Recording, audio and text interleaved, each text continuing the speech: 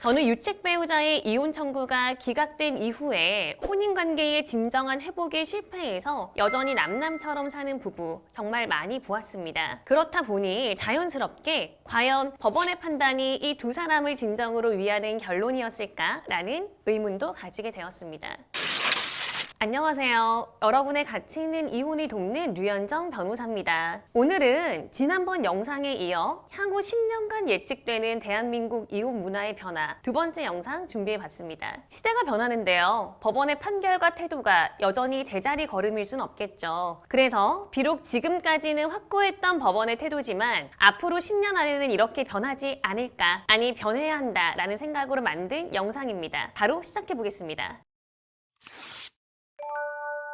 먼저 바람핀 유책 배우자의 이혼 청구입니다. 아직도 우리나라 말이죠. 부부 사이가 아무리 안 좋다고 해도 마땅한 이혼 사유가 없다면 이혼 어려운 거 아세요? 게다가 만약 바람을 폈다면요. 아무리 이혼을 하고 싶어도 배우자가 오케이를 해줘야 이혼 가능한 것이 현실입니다. 많은 분들이 알고 계신 배우 김민희 씨와 홍상수 감독의 케이스가 그렇습니다. 공연히 연인임을 선언하고 동거를 하고 있고요. 또 최근 김민희 씨가 임신까지 했다고 하는데요. 하지만 두 사람은 우리나라에서 법적으로든 사회적으로든 어떤 형태로도 부부임을 인정받을 수 없는 상황입니다. 그 이유는 홍상수 감독이 일찍이 배우자에게 이혼을 청구했지만 실패했기 때문인데요. 홍상수 감독은 바람핀 유책 배우자입니다. 그런데 배우자가 이혼을 원치 않았었거든요. 사실 유책 배우자의 이혼 청구를 인정하지 않는다라는 확고한 대법원 판례에 대해서 시대의 변화나 많은 사람들의 현실을 고려하지 못한 지나치게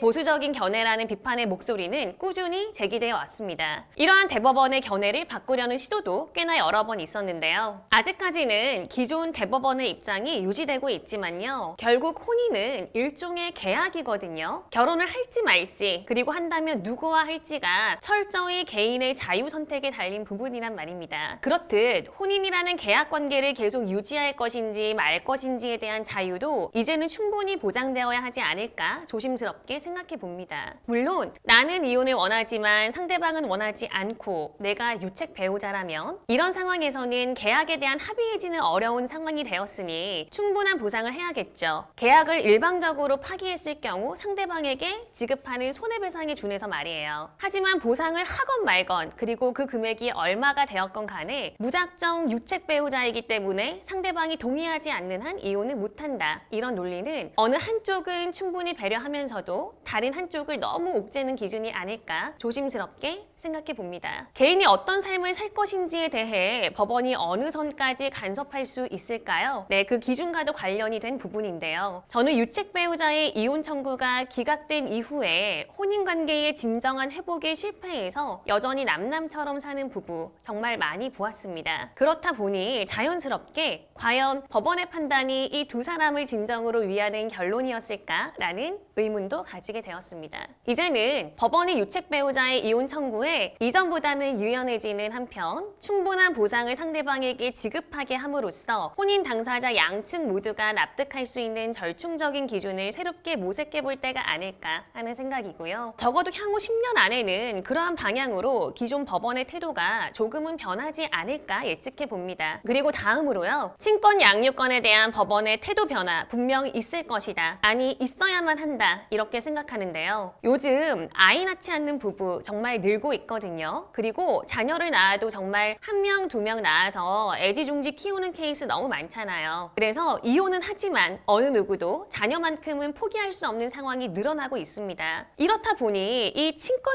양육권에 대한 분쟁도 이혼 소송 중 계속 극심해지고 있거든요. 그러니까 이렇게 이혼하면서 자녀의 친권 양육권자를 정하는 거 정말 얼마나 중대한 일입니까? 그런데 사실 법원은 이러한 사안의 중대성에 비해 너무 단순하고 획일적인 기준을 적용하고 있는 것은 아닌가라는 생각이 듭니다. 누가 아이를 데리고 있냐가 중요하다는 것이 입장이거든요. 그렇다 보니 이혼 소송 앞두고 자녀를 데리고 무작정 집 나가고요. 자녀와 배우자의 일체 교류를 악의적으로 차단하는 사안부터요. 몸싸움을 해서라도 자녀를 무리하게 탈취하는 황당한 상황까지 정말 늘어나고 있습니다. 그러한 과정 중에 자녀가 겪는 혼란도 당연히 가중되겠죠. 이러한 상황을 더 이상 법원이 방치해서는 안 된다는 생각이 들고요. 근본적인 해결의 실마리도 법원이 마련해야 한다는 생각인데요. 바로 법원의 태도 변화입니다. 사실 다른 걸 다 떠나서요. 친권양육권자를 정할 때 어떤 기준이 필요하다고 생각하세요? 지금까지 누가 아이를 주로 양육해왔는지, 이혼 후에 양육 환경은 어느 쪽이 더 우수한지, 그리고 보다 장기적이고 합리적인 양육 계획 어느 쪽이 가지고 있는지, 내지는요, 이혼 후에도 면접 교섭에 적극 협조할 준비가 되어 있는지 이러한 것들이어야 하지 않을까요? 물론 재판부로서도요, 사안에 깊숙이 관여하고 여러 기준을 하나하나 다 따지고 살피는 일 결코 쉽진 않을 겁니다. 아마도 그래서 그 누구도 불만을 가지기 힘든 정말 획일적이고 절대적인 기준을 적용하고 있는 것이 아닐까라는 생각인데요.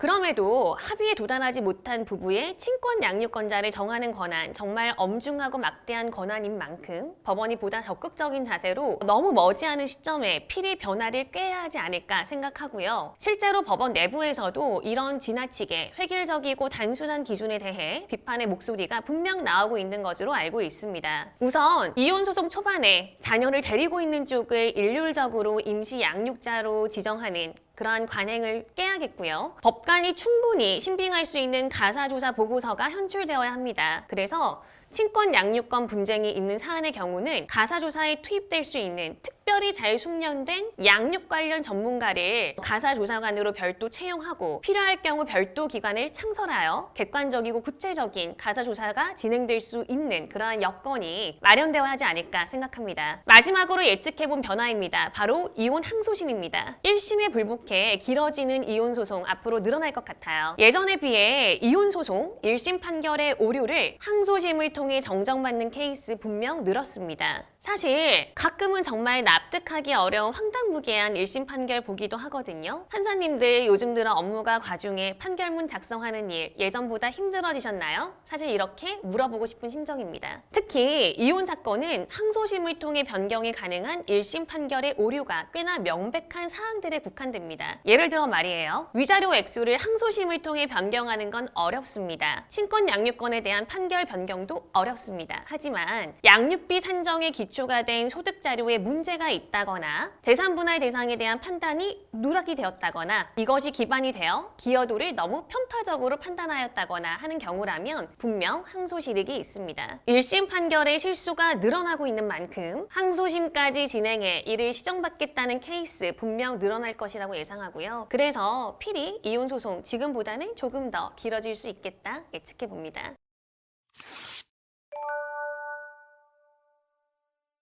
오늘은 지난번 영상에 이어 향후 10년 사이 예측되는 대한민국 이혼 문화의 변화에 대해 말씀드려봤습니다. 법원이 그동안 고수해온 견해를 변경하는 일 정말 쉬운 일 아닐 거예요. 하지만 그 어떤 기관보다도 보수적이고 또 한편 유연해야 하는 양면의 책임을 지닌 법원이잖아요. 시대의 변화에 발맞춰 모든 장벽을 뛰어넘고서라도 현실에 부합하는 최대한 합리적이고 현명한 판단을 내리실 것을 기대해봅니다. 오늘도 시청자분들의 가치 있는 하루하루를 응원합니다. 저희 가치 있는 이혼 꼭 계속 응원해 주시고요. 구독과 좋아요 그리고 알림 설정도 부탁드리겠습니다. 그럼 저는 다음 영상에서 뵙겠습니다. 영상 끝까지 시청해 주셔서 감사합니다.